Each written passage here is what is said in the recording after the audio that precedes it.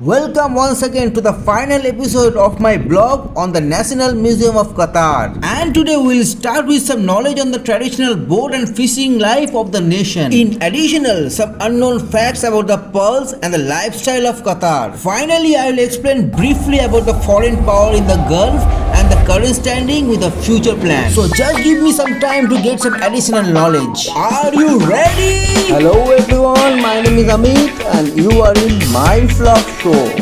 Let's start today's journey with dough. Traditional boats in Qatar are called dough, and the most famous Qatari pearling dough is called Al Hanaya. It was famous for its size and ability to travel long distance, and the captain of the dough was called Nakuda. Nakuda was highly experienced and responsible for everything on board. He was in charge of preparing the dough and gathering his crew. He stored his possession in a fine chest. The deputy of the dough, the first mate known as Al Mazdami, he helped prepare for voyages, oversee the crew and pilot on board, using a build the depth sounding weight to test the depth of the seabed. He also supervised the raising and lowering of the sails. And the gawas, the pearl diver. Pearl diving was difficult and dangerous work. They put a clip on their nose called fatham to prevent the water to entering, using finger protector to guard against sharp rocks and rough oyster sail. Each dive lasted up to 3 to 4 minutes. Diver might bring up as many as 20 oyster per dive. They descended around 60 times a day. The diver might gather thousands of oyster, but only a small proportion contain pearls. The singer, called as Naham, who entertained and motivated everyone on board. He sang and drummed rhythmical song to motivate the crew while they row, dive and rise the sail. And the cook, who was known as Rai al-Sadidan, he prepared meals for the entire crew while they are out of sea. The food was simple, mainly rice and shellfish. Pearl driver ate very little in the morning before diving, but the crew gathered at evening for the main meal. Apprentice, boys work as apprentices between the age of 7 and 10 years old. They might work on board a dough or with a merchant or craftsman, carried out simple tasks. They learned their trade by watching older men at work. Coastal towns were hubs of activity. The sea provided a plentiful supply of resources and means of transport and trade. Most economic activity in Qatar was related to the sea. During the summer, skilled people come to the coast from across Qatar and beyond. They work in jobs connected to the sea, such as pearl diving and fishing. Coastal town also provided employment for craftsmen who made and repaired equipment and boats. Let us tell you some unknown facts about the Pearl of Qatar. This display showcases Gulf prawns dating from Roman times more than 2000 years ago to the modern day. Ancient civilizations were captivated by the Gulf exclusive pearls. The oldest known hand-dyed Gulf pearls is more than 7000 years old and was found in Kuwait. In early Islam and Christianity, pearls were a symbol of purity. For later Indian and European empires, pearls symbolized wealth and status. At the peak of the pearling industry in the 1800s and the early 1900s, there was a global market of Gulf pearls encompassing India, Russia, Western Europe, Egypt and the United States. Until the early 1900s, pearls were Qatar's most valuable export. Successful pearl merchants were highly knowledgeable and many have become famous and extremely wealthy. The objects displayed here were used in Qatar between the 1800s and 1900s. Women in Qatar traditionally wore gold jewelry for celebration. From the 1950s onwards, Qatar was incorporated in Qatari jewelry, usually alongside gold and turquoise. Until the 1950s, pearls were rarely used in jewelry in Qatar itself, as most were exported.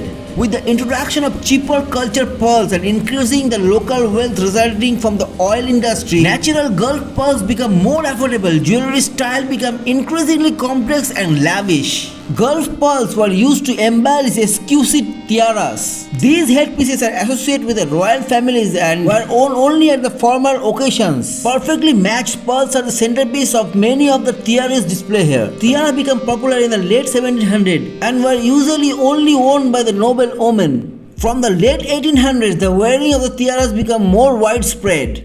People wore their finest clothes at celebrations. Music is also an important part of the celebration. Drums, string instruments, and pipes are accompanied by singing and chanting. New clothes are a symbol of renewal and reflection of the importance of the occasion. Wedding clothing is particularly ornate. There are also special songs for different occasions, including children's songs and the traditional art of Adra, where men dance with sword and rifles to the sound of drums and singing, perform at wedding and other celebrations. Now let's know about Qatar and foreign power in the Gulf. In the 1400 and early 1500, Qatar and much of the Arabian Gulf was ruled by the Al Zabur dynasty, although local sheikhs had some autonomy. And 1507, beginning of Portuguese control. Portuguese defeated the Orbas by 1507, following the destruction of their fleet by Alfonso de Albuquerque's force. The Portuguese invasion of the Gulf and their control over maritime trade and the pearling industry made that Al Jubur control declined. The Bani Khalid tribe began to exert their authority in Al Asha and via Al Musalam tribe in Huayla into Qatar. Following their successful navigation of the Cape of Good Hope, the Portuguese gradually took control of the Red Sea and Arabian Gulf. On other hand, 1516, Ottoman Emperor conquered Balad al-Sam, the Levant region, and 1534 they conquered Baghdad. On 1546, as beginning of Portuguese and Ottoman conflict in the Gulf, the Ottomans wanted to take the control of the Gulf from the Portuguese. They took the port of Basra from the Safavids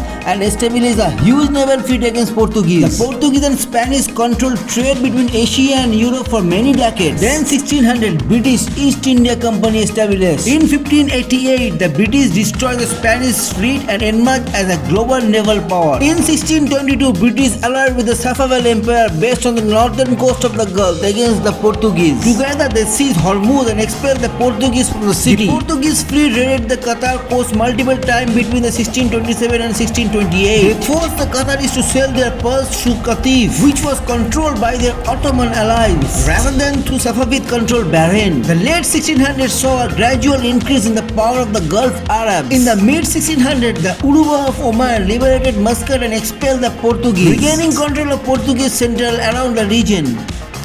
My dear friends, the National Museum of Qatar is full of such historical information. If you live in Qatar or ever visit, definitely come here. I will try to give you brief history of Qatar without wasting your much time. The early decades of the 1900s were one of the darkest periods in Qatar history. Natural and economic disaster alongside political turmoil led to radical in the region. Qatar was struck by a series of epidemic and famines from 1903 to 1919 and by the political and economic repercussion of the First World War, including trade routes being cut off. Qatar, which was so dependent on overseas trade, was devastated by disruption. Amid this hardship, in 1913, the founder of Qatar, Sheikh Jassim bin Muhammad Al Thani, passed away. These challenging years left their mark on Qatar. However, in these difficult times, Sheikh Abdullah bin Jassim Al Thani came to power. He accomplished great success for Qatar and kept the nation secure from internal and external challenges. 1915, Ottoman forces withdrawal from Qatar. 1916 to 1917, the first British Protectorate Treaty signed. 1918 to 1919, epidemic struck the Gulf. 1920, the League of Nations founded. 1924, Ottoman Khilafat falls. 1925, Sanat-e-Tabas. A terrible storm hit the Gulf. Initially, reports stated that 8,000 people were killed and many boats are sunk. 1929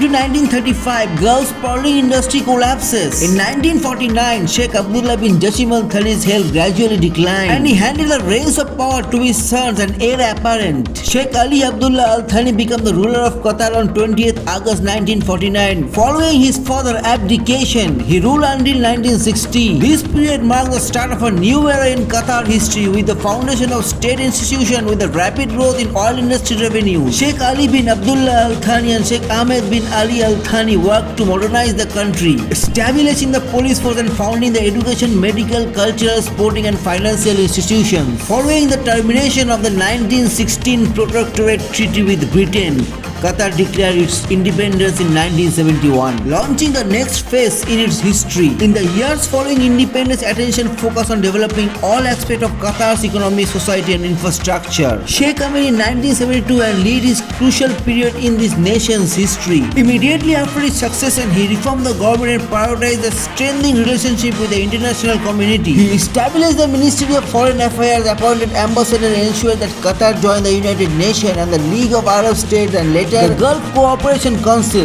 1973, the College of Education, later Qatari University, founded. Same year, the first Qatari Riyal issued. 1974, Qatar Petroleum founded. 1975, National Museum and Khalifa Stadium opens. 1977, Doha Master Plan launched, and 1978 to 1981, industrial project implemented. In 1993, Qatari Airways founded and launched its first flight with a rented aircraft the following year. The company was restructured and relaunched in 1997. Now, now 1995 and onwards. During this year, Qatar achieved great social and economic progress while preserving its distinctive cultural identity. The accession of Sheikh Hamad bin Khalifa Al Thani marked a new phase in Qatar's history with a focus on education, health, sports, culture, infrastructure and media. Qatar also took steps towards democratization with municipal election in 1999, the first permanent constitution in 2004 and the establishment of Al Jazeera to promote the freedom of expression. Sheikh Hamed's reign has also defined the Qatar's increasing presence on the global stage, hosting major culture and sport events such as winning the bid for the 2022 FIFA World Cup and playing the key role in international diplomacy. Throughout this period, Qatar evolved as a knowledge-based economy and defined its future through the Qatar National Vision 2030.